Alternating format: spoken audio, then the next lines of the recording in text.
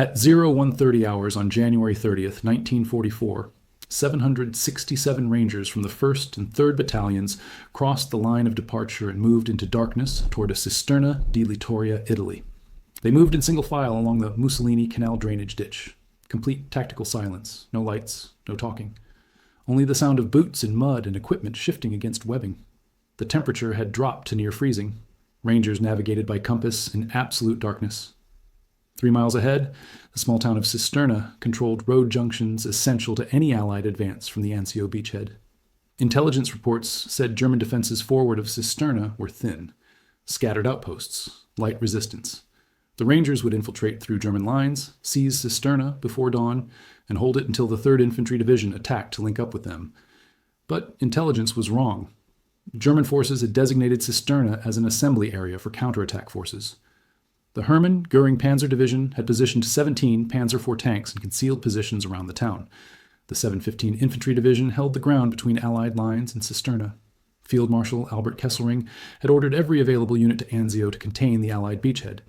German command knew Rangers were coming. They had moved 2 full divisions and armor into position specifically to counter the expected infiltration.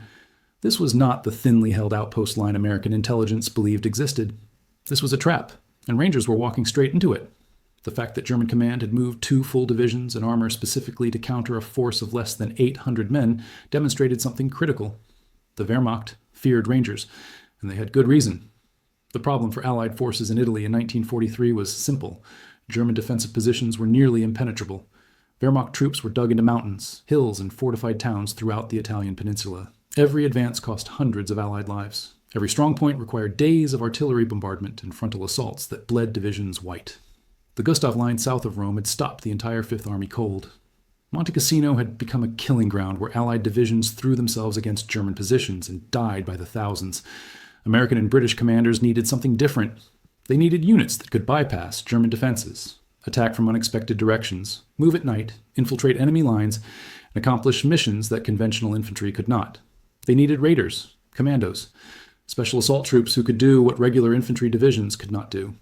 The British had commandos, highly trained raiding forces that had conducted operations along occupied coastlines since 1940. Small unit tactics, night operations, amphibious assaults. The commandos had proven that elite light infantry could accomplish strategic objectives that entire divisions could not achieve through conventional means. But in 1942, the United States Army had no equivalent force. American infantry divisions were trained for conventional warfare, set-piece battles, frontal assaults with artillery support. They were good at what they did, but they were not trained for raids, infiltration, or commando operations. General George Marshall, Chief of Staff of the United States Army, recognized this gap. In May 1942, he approved the formation of a new unit, the 1st Ranger Battalion. Named after Rogers Rangers from the French and Indian War, this new force would be modeled on British commandos but would be American in composition and command. The mission was clear: create an elite raiding force capable of conducting operations that conventional infantry could not accomplish. Brigadier General Lucian Truscott, the United States Army liaison to British Combined Operations Headquarters, sent a cable to Major General Russell Hartley, commanding United States forces in Northern Ireland. The cable authorized immediate activation of the 1st Ranger Battalion. 2,000 men volunteered from the 34th Infantry Division and 1st Armored Division stationed in Northern Ireland. The recruits came from every part of America: farm boys from Iowa, factory workers from Pennsylvania, college students from California, men looking for action, for challenge, for something more than standard infantry duty. The recruiting posters asked for volunteers for hazardous duty. No specifics, no promises, just hazardous duty, and men lined up to join. Of the 2,000 volunteers, only 600 were selected. The selection process was brutal. Physical fitness tests that eliminated half the candidates immediately, interviews that probed motivation and character, background checks that eliminated anyone with disciplinary problems. The Army wanted the best. Only the best would make it through. The man chosen to command this new unit was Captain William Orlando Darby, 31 years old, graduate of West Point class of 1933, an artillery officer with no special operations experience. But Darby had something that experience could not teach: leadership, presence, the ability to inspire men to do things they did not think they could do. Within weeks of his selection, Darby was promoted to major for his work organizing the battalion. The men who passed selection arrived at Carrickfergus, Northern Ireland on June 19, 1942. Company A, 1st Ranger Battalion, was officially activated. They had uniforms, rifles, and basic infantry training. What they did not have was any idea how to be Rangers. That education would come in Scotland. In late June 1942, Darby led his 600 volunteers to the Commando Training Center at Achnacarry Castle in the Scottish Highlands. The journey began with a train ride to Fort William, followed by a 7-mile forced march with full packs to the training camp. Men dropped out on the march. Some collapsed from exhaustion. Some quit. By the time the formation reached Achnacarry, 90 men had been eliminated. 510 remained. The Commando Training Center was commanded by Lieutenant Colonel Charles Vaughan, a British officer who had led commando raids and knew exactly what combat required. Vaughan's instructors were battle-hardened commando veterans who had fought in Norway, France, and North Africa. They had killed Germans. They had been shot at. They knew what worked and what got men killed. The training program was unlike anything American soldiers had experienced. Physical conditioning that made basic training look easy. Forced marches through Scottish mountains carrying 80-pound packs. Obstacle courses run at sprint speed. Rope climbs, cliff scaling, hand-to-hand combat, all conducted in the cold, rain, and mud of the Scottish Highlands. But physical conditioning was just the beginning. The real training was in tactics, night operations, moving silently through darkness, navigating by compass and stars, approaching enemy positions without being detected, learning to kill sentries quietly with knives and garrots, small unit tactics, how to maneuver as a fire team, a squad, a platoon without radio communication, hand signals, visual coordination, trusting the man next to you to do his job while you did yours. Amphibious operations, loading into small boats in rough seas, landing on hostile beaches under fire, moving from water to objective without losing momentum or cohesion, weapons training with every weapon the Rangers might encounter, British and American rifles, machine guns, mortars, grenades, German weapons too, because in combat you used whatever worked and ammunition came from wherever you found it. Street fighting, house-to-house clearing, room entry techniques, how to breach doors, throw grenades into enclosed spaces and clear buildings without getting killed. Demolitions, how to blow bridges, destroy bunkers, disable artillery pieces, and sabotage supply dumps. The training used live ammunition, actual bullets fired over the heads of crawling Rangers, actual explosives detonating near moving formations. The British believed that training had to replicate combat as closely as possible. If men could function under live fire in training, they could function under live fire in combat. One Ranger was killed during training. Several others were wounded. But the 500 who completed the course at Achnacarry in September 1942 were as well trained as any infantry in the world. The first combat test came on August 19, 1942, before the full battalion had completed training. 50 Rangers under Captain Roy Murray were attached to British and Canadian forces for Operation Jubilee, the raid on Dieppe, France. The objective was to test German coastal defenses, gather intelligence, and demonstrate Allied capability to conduct amphibious raids. The operation was a disaster. German forces were alerted before the assault began. Landing craft were met with withering fire from coastal guns and machine gun positions. Canadian infantry were cut down on the beaches. Tanks bogged in shingle and were destroyed by German anti-tank guns. Of the 6,000 Allied troops that landed at Dieppe, more than 3,000 were killed or captured. But the Rangers assigned to No. 4 Commando succeeded in their mission. 4 Rangers joined British commandos in an assault on the Hesse battery at Varengeville. 6 German 155mm guns in fortified positions. The commandos and Rangers infiltrated through woods, approached from an unexpected direction, and destroyed the battery in close quarters combat. It was the only Allied success at Dieppe. Second Lieutenant Edward Loustalot, 23 years old from Franklin, Louisiana, was leading 7 Rangers with No. 3 Commando at Berneval when their landing craft was engaged by German patrol boats. 3 boats made it to shore under heavy fire. Loustalot took command when the British captain was killed. He led his Rangers and remaining commandos in an assault up steep cliffs under machine gun and mortar fire. Loustalot was wounded 3 times. On the 3rd wound, while trying to suppress a German gun position, he was killed. Edward Loustalot became the first American soldier to die in ground combat in the European theater of World War II. His death, and the deaths of 2nd Lieutenant Joseph Randall and Technician 4th Grade Howard Henry, proved something critical. Rangers would fight. They would not quit. They would not retreat. They would attack until killed. German defenders at Dieppe noted this in their after-action reports. American Rangers attached to commando units displayed exceptional aggression and disregard for casualties. This observation would be repeated in every subsequent engagement where Rangers fought German forces.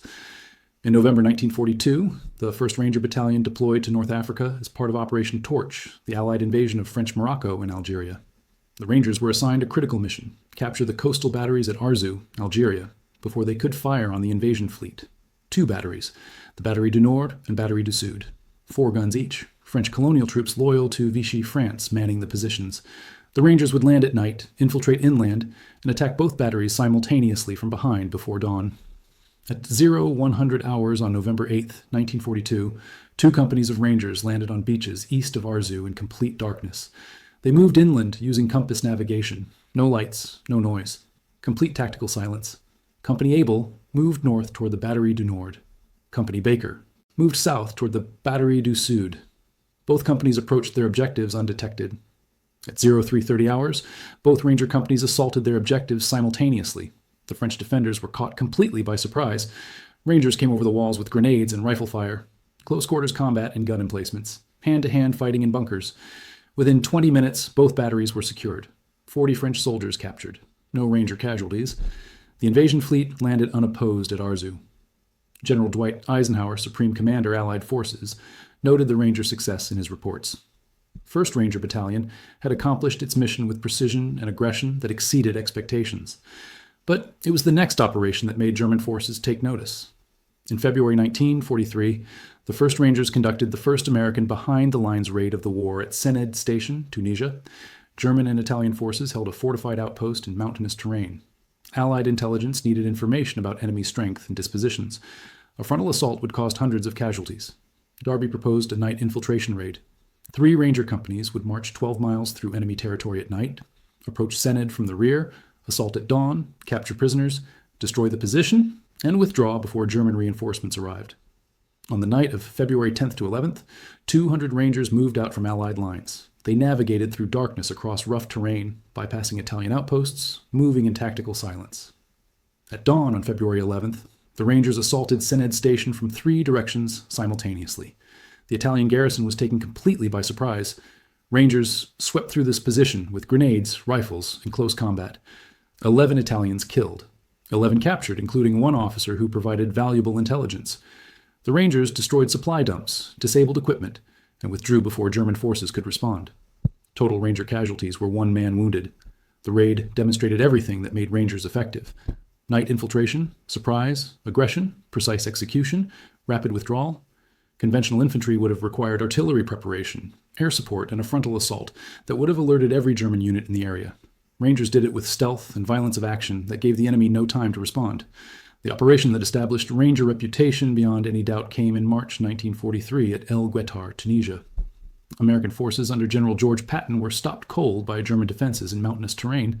The key position was Jebel el Ankh, a fortified hill that dominated the approaches to El Guettar. 2 American infantry battalions had assaulted the position and been shot to pieces. German machine guns in concrete bunkers covered every approach. Artillery fire from concealed positions destroyed anything that moved in daylight. The hill was considered impregnable to frontal assault. Patton gave the mission to the Rangers. Darby studied the terrain and proposed a night approach march. The Rangers would move 12 miles around the German flank through unmapped mountain terrain at night, climb the backside of Jebel el Ankh in darkness, and assault at dawn from the direction the Germans did not expect to be attacked. On the night of March 20th, the entire 1st Ranger Battalion moved out. They navigated by compass through mountains with no trails. They climbed rocky slopes carrying full combat loads. They maintained noise discipline so complete that German sentries less than 100 meters away heard nothing. At dawn on March 21st, 6 companies of Rangers assaulted Jebel el Ankh from the rear. The German defenders were facing the opposite direction, positioned to repel frontal assaults from the valley. Rangers came over the crest of the hill with rifles, grenades, and bayonets, close combat in trenches and bunkers. Germans tried to turn their weapons around, but Rangers were already inside their positions. Within 2 hours, Jebel el Ankh was in American hands. 200 German prisoners, minimal Ranger casualties. Patton now had his breakthrough. American armor poured through the gap the Rangers had created. The Battle of El Guettar became the first major American victory against German forces in World War II, and it was Rangers who made it possible. German intelligence reports from Tunisia noted the 1st Ranger Battalion as a significant threat. Small unit, lightly armed, but exceptionally well trained and led, capable of night infiltration operations that bypassed German defensive positions, willing to close with German forces in hand-to-hand combat, did not retreat under fire. German commanders began planning defenses with the assumption that Rangers might appear anywhere, from any direction, at any time. The success of the 1st Ranger Battalion led to rapid expansion. In April 1943, Darby was ordered to form 2 additional battalions. The 3rd and 4th Ranger Battalions were activated in North Africa using volunteers from 7th Army units that had combat experience. Darby provided the cadre. Officers and non-commissioned officers from the 1st Battalion became the training staff for the new units. In 3 weeks, Darby trained 2 new Ranger battalions to the same standards as the 1st. The invasion of Sicily in July 1943 saw all 3 Ranger battalions in action. The 1st and 4th Rangers landed at Gela ahead of the 1st Infantry Division. Their mission was to secure the port and neutralize Italian coastal defenses before the main landing force came ashore. In darkness, on July 10, 1943, Rangers landed on hostile beaches under fire from Italian pillboxes. They assaulted directly off the landing craft with rifle fire and grenades. Italian defenders fired from concrete bunkers, but Rangers closed the distance faster than the Italians could respond. Within 4 hours, Gela was in Ranger hands, but German forces responded immediately. The Hermann Göring Panzer Division counterattacked with Panzer III and Panzer IV tanks, 46 medium tanks rolling toward the beach to drive the invasion force back into the sea. The Rangers had no anti-tank weapons heavier than bazookas and grenades. Naval gunfire from destroyers offshore provided support, but German tanks pressed the attack. Darby organized a defensive line using every available weapon. Rangers with bazookas fired at point-blank range. Naval fire directed by Ranger forward observers destroyed tanks as they approached the town. Hand-to-hand fighting in the streets of Gela. German infantry and Rangers fighting house to house. The battle lasted 2 days. German tanks reached to within 300 meters of the beach before Ranger bazooka teams and naval gunfire stopped the advance. When the Hermann Göring Division finally withdrew, 17 German tanks lay destroyed in and around Gela. The Rangers had held. They had stopped a panzer division with rifles, grenades, and naval support. That defensive action at Gela reinforced German respect for Ranger capabilities. In September 1943, Rangers landed at Salerno, Italy, ahead of the main invasion force. Their mission was to seize and hold Chiunzi Pass, the key terrain that controlled the roads inland from the beachhead. German forces were expected to counterattack through the pass to drive Allied forces back into the sea. The Rangers had to hold the pass until the main force could reinforce them. At 03:30 hours on September 9th, 1943, Rangers landed at Maiori and moved inland immediately. They reached Chiunzi Pass before German forces realized the invasion had begun. Rangers dug into defensive positions on the high ground overlooking the pass. When German counterattacks came, Rangers were waiting. For 13 days, Rangers held Chiunzi Pass against continuous German assaults, artillery barrages, infantry attacks, probing actions at night.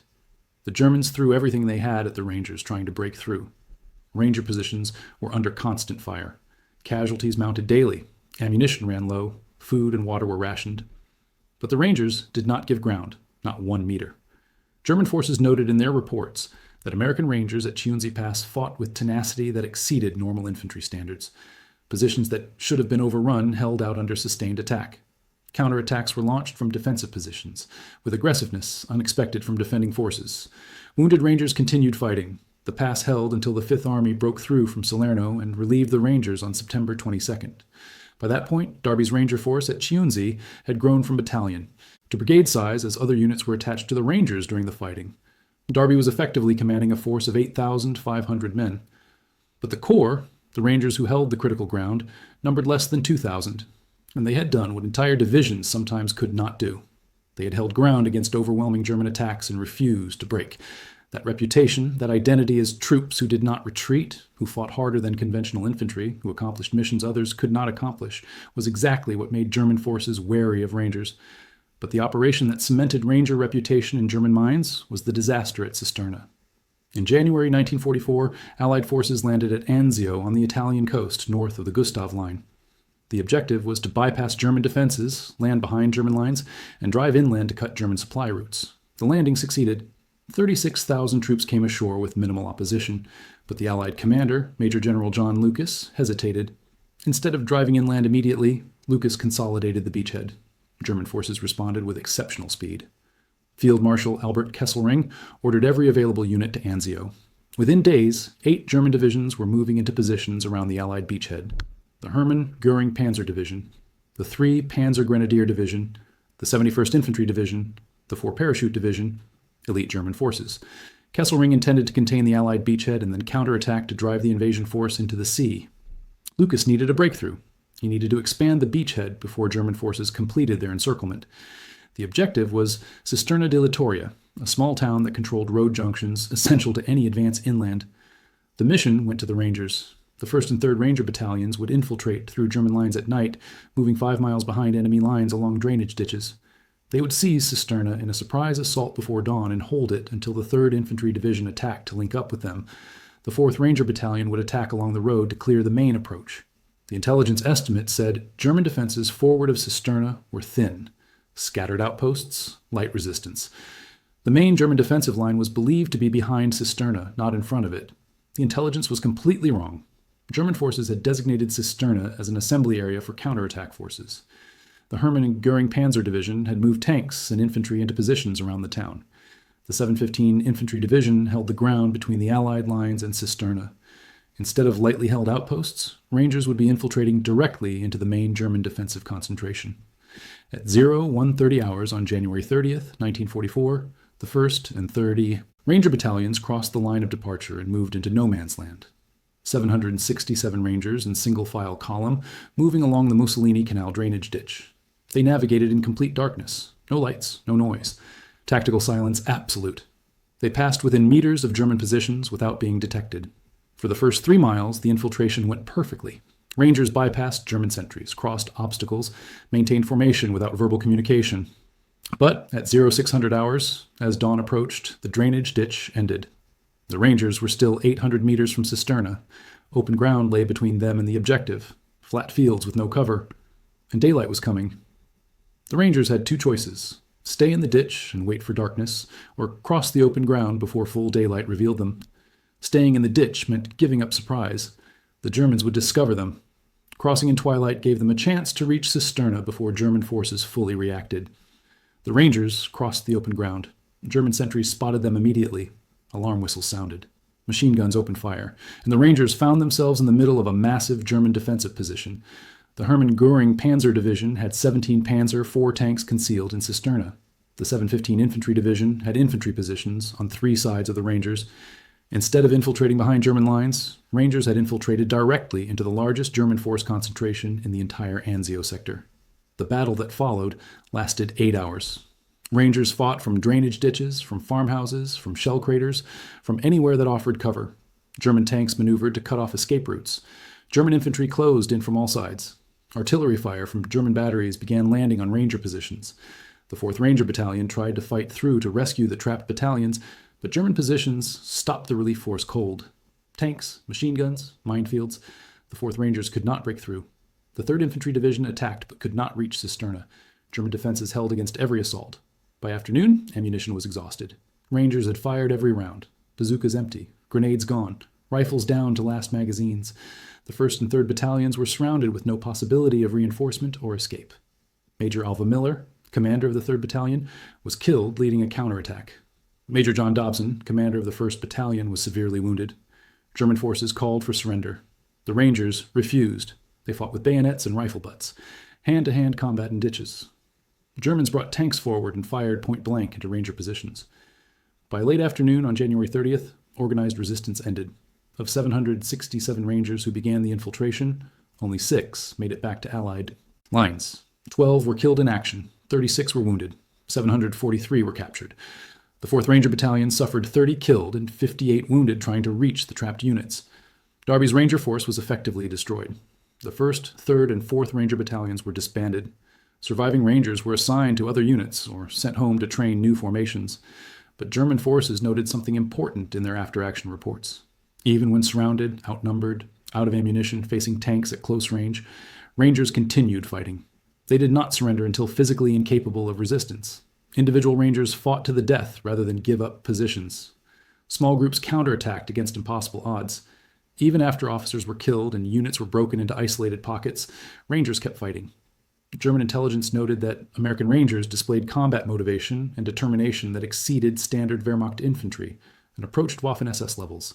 That assessment, from an enemy that respected combat effectiveness above all else, defined what Rangers had become: an elite force that fought harder, accepted higher risk, and accomplished missions that conventional forces could not accomplish, but at terrible cost. Cisterna was the worst Ranger defeat of World War II, but it was not the end of Rangers.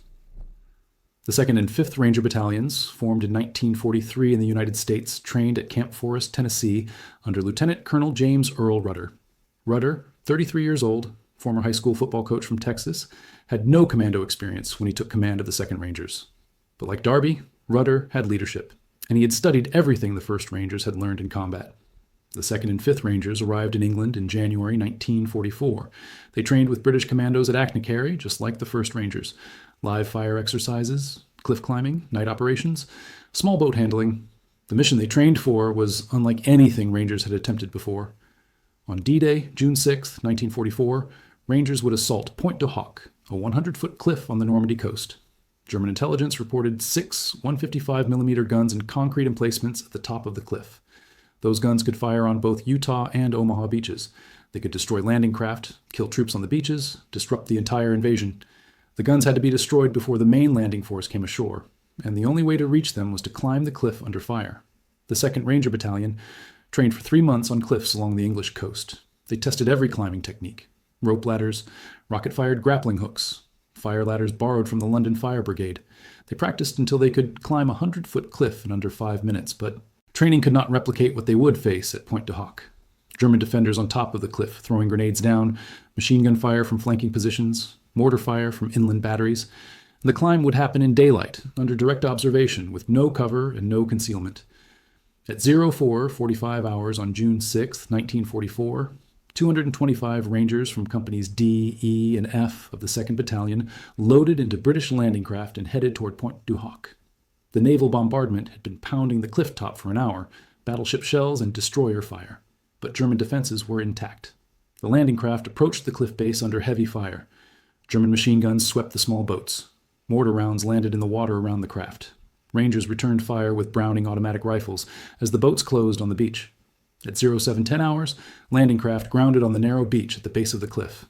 Rangers jumped into waist-deep water and ran for the cliff face. German grenades fell from above, rifle fire from the cliff edge. Rangers fired rocket grapnels. Ropes shot up the cliff face. Some caught, some fell back. Germans cut ropes as they were fired. Rangers climbed on the ropes that held, hand over hand. 100-foot climb with full combat gear. Men fell when ropes were cut, others kept climbing. German defenders threw grenades over the edge. Rangers on the cliff face could not take cover. They climbed faster. Some reached the top in under 3 minutes. The 1st Rangers over the cliff edge opened fire with automatic rifles, killing German defenders and driving others back from the cliff edge. More Rangers reached the top.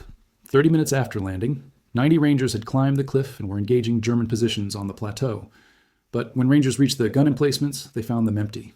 The massive concrete casemates held only telephone poles painted to look like gun barrels from the air. Allied intelligence had been deceived. The real guns had been moved inland days before the invasion. Ranger patrols pushed inland looking for the guns. Sergeant Leonard Lommel and Sergeant Jack Kuhn led a patrol south along a hedgerow toward a dirt road.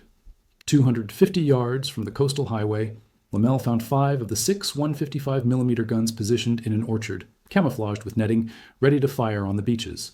German crews were nowhere in sight. Lommel and Kuhn moved in quietly. Lommel destroyed 2 guns by smashing their traversing and elevating mechanisms with thermite grenades. He and Kuhn disabled the sights and mechanisms on the others. A second patrol led by Staff Sergeant Frank Rapinski from Company E found and disabled the 6th gun. All 6 guns were rendered useless. The mission accomplished. But the Rangers on Pointe du Hoc were now surrounded. German forces counterattacked from 3 directions. Artillery. Fire from inland batteries pounded Ranger positions. German infantry probed the Ranger perimeter at night. Casualties mounted. Ammunition ran low. Food and water were exhausted. Communications equipment was destroyed in the landing. No one knew if the Rangers on Pointe du Hoc were alive or dead. For 2 days, Rangers held Pointe du Hoc against continuous German attacks. They fought from shell craters and shattered bunkers. Wounded Rangers stayed on the firing line. The defensive perimeter shrank as German pressure increased. By June 8th, only 90 Rangers were still able to fight. Of the 225 who had climbed the cliff, 77 were dead, 152 were wounded. The remainder were exhausted, out of ammunition, and surrounded. But they held. When relief forces finally reached Pointe du Hoc on the morning of June 8th, Rangers were still in defensive positions, still fighting, still refusing to give ground. The 2nd and 5th Ranger Battalions continued fighting across France through the summer of 1944. Hill 400 in the Hürtgen Forest. Rangers assaulted a fortified German position on steep slopes in winter conditions. Other American units had tried and failed. Rangers attacked at night, climbed the hill under fire, and took the summit in close combat. They held against German counterattacks for 3 days before being relieved. The assault cost the Rangers 225 casualties out of 470 men engaged, but they took the objective and held it. German soldiers who fought Rangers in Normandy, in the Hürtgen Forest, in the advance across France, reported in prisoner interrogations that Rangers were recognized as elite assault troops. German forces identified Rangers by their aggressive tactics, their willingness to accept casualties to accomplish missions, and their refusal to retreat under fire. Wehrmacht intelligence officers noted that Rangers appeared to have better training than standard American infantry. They operated in smaller units with less support, but achieved results disproportionate to their numbers. German commanders learned to reinforce sectors where Rangers were identified. A single Ranger battalion required defensive preparations that would normally be used against an entire American division, because Rangers did not follow conventional tactics. They attacked at night, they infiltrated through defensive lines, they appeared from unexpected directions, and once engaged, they fought until the position was taken or until every Ranger was dead or wounded. The pattern repeated throughout 1944 and 45. Rangers spearheaded assaults. They took objectives that other units could not take. They paid for their success with casualty rates that would have destroyed conventional infantry units, but they kept fighting. After the war, German officers were interviewed by American intelligence about enemy forces they had faced.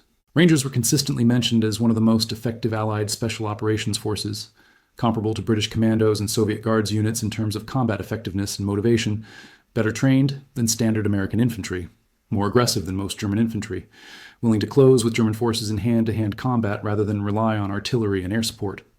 The assessment from German prisoners was consistent. You knew when you were fighting Rangers because they kept coming. They did not stop. They did not retreat. You had to kill every Ranger, or they would kill you. That reputation was built on operations like El Guitar and Pointe du Hoc. But it was also built on hundreds of smaller actions, where Rangers did what conventional infantry could not do. Infiltration patrols that captured prisoners from positions other units could not reach. Night raids that destroyed supply dumps behind German lines. Assaults on fortified positions that cleared the way for main force advances. Every operation reinforced the same pattern. Rangers accomplished missions, at high cost, but they accomplished them. William Darby did not survive the war.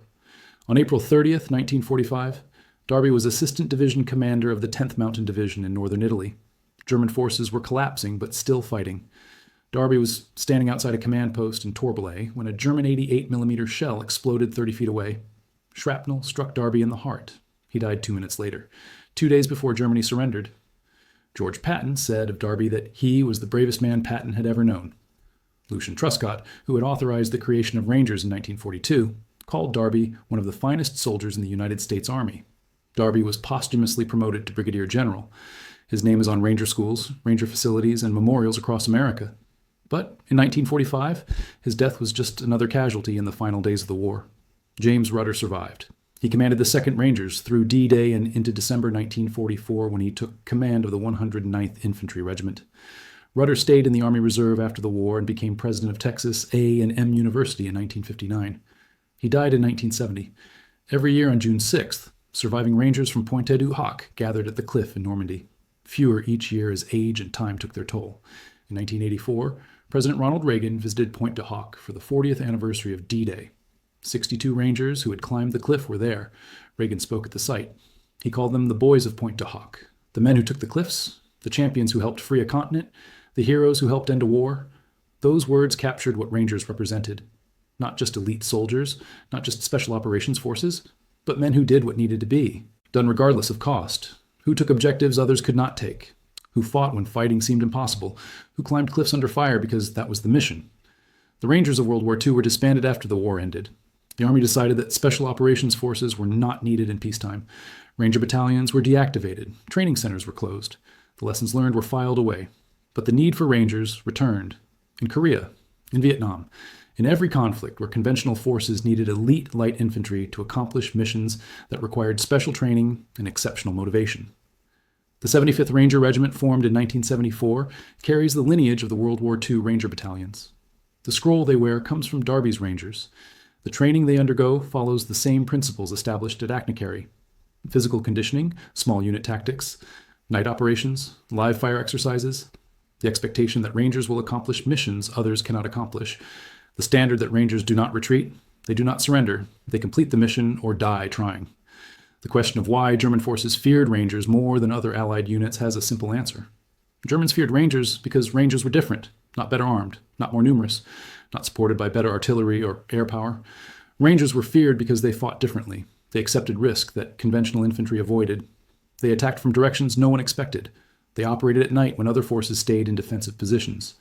They closed with German forces in hand-to-hand combat when other forces called for artillery support. They kept fighting when other units would have retreated. And most importantly, Rangers accomplished missions. Every single time Rangers were given an objective, they took it. At Arzo, Sened Station, El Gotar, Gela, Salerno, Pointe du Hoc, Hill 400. Rangers took the objective, sometimes at terrible cost. Cisterna was a disaster that destroyed 3 Ranger battalions. But even at Cisterna, Rangers fought until physically unable to continue.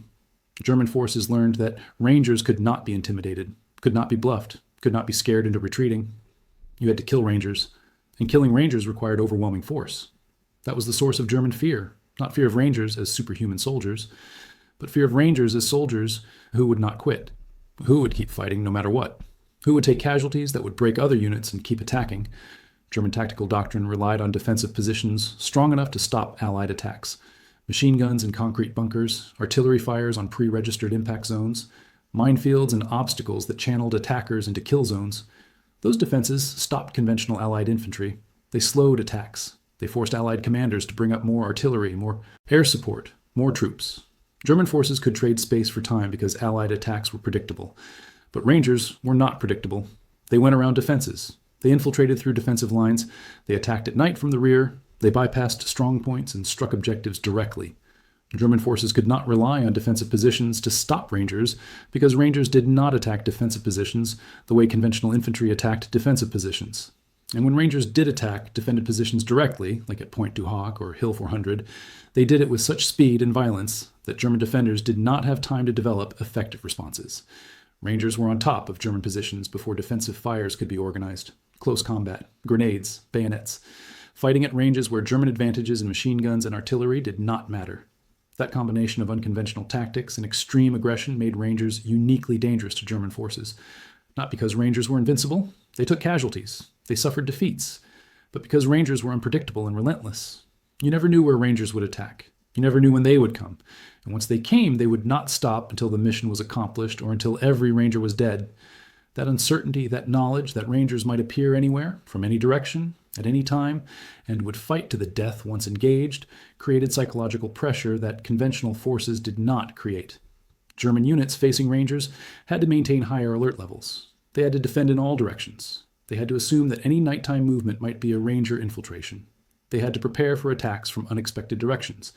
The cost of that defensive posture was exhaustion, stress, reduced effectiveness of German forces that had to guard against Ranger operations.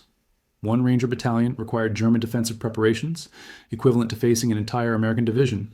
Not because Rangers had equivalent firepower, but because Rangers created disproportionate threat through tactics and aggression. That force multiplier effect was exactly what the United States Army wanted when it created Rangers in 1942. A small elite force that could accomplish strategic missions without requiring division-size resources. Rangers proved the concept worked. They proved that properly trained and led infantry could achieve results far beyond their numbers. They proved that aggression, speed, and unconventional tactics could defeat superior German defensive positions. And they proved that American soldiers, given the right training and leadership, could match or exceed any military force in the world. That legacy continues in today's 75th Ranger Regiment. The training, the standards, the expectation that Rangers lead the way. That phrase, Rangers lead the way, came from Omaha Beach on D-Day. When the 29th Infantry Division was pinned down by German fire, unable to advance off the beach, Brigadier General Norman Cota found Ranger companies mixed with the division. Cota asked what unit they were. They replied, 5th Rangers. Cota said, well then, Rangers lead the way. And they did. Rangers moved off the beach, cleared German positions, and opened paths for the 29th Division to advance. That moment, captured in unit histories and memoirs, defined what Rangers represented. When conventional forces could not advance, Rangers led the way. When missions seemed impossible, Rangers accomplished them. When fighting required extreme risk and exceptional courage, Rangers volunteered. The Rangers of World War II were not superhumans. They were ordinary American soldiers who underwent extraordinary training and accepted missions that required extraordinary sacrifice. They came from farms and factories and cities across America. They volunteered for hazardous duty. They trained harder than any infantry in the world. They fought in every theater of World War II. And they established a reputation that made German forces change their tactics, reinforce their positions, and prepare specifically for Ranger operations. That is why German troops feared United States Army Rangers more than other Allied units. Not because Rangers were invincible, but because Rangers were relentless, unpredictable, and willing to pay any price to accomplish the mission. If you found this story compelling, please take a moment to like this video. It helps us share these important military histories with more people who appreciate the sacrifices made by these soldiers. Subscribe to stay connected with more stories from World War II. Each one deserves to be remembered. Each one teaches us something about courage, leadership, and the price of freedom. We would love to hear from you in the comments. Tell us where you are watching from, or if you have connections to World War II history through family or research. Our community includes veterans, military historians, and people from around the world who value these stories. Thank you for watching, and thank you for helping keep these histories alive.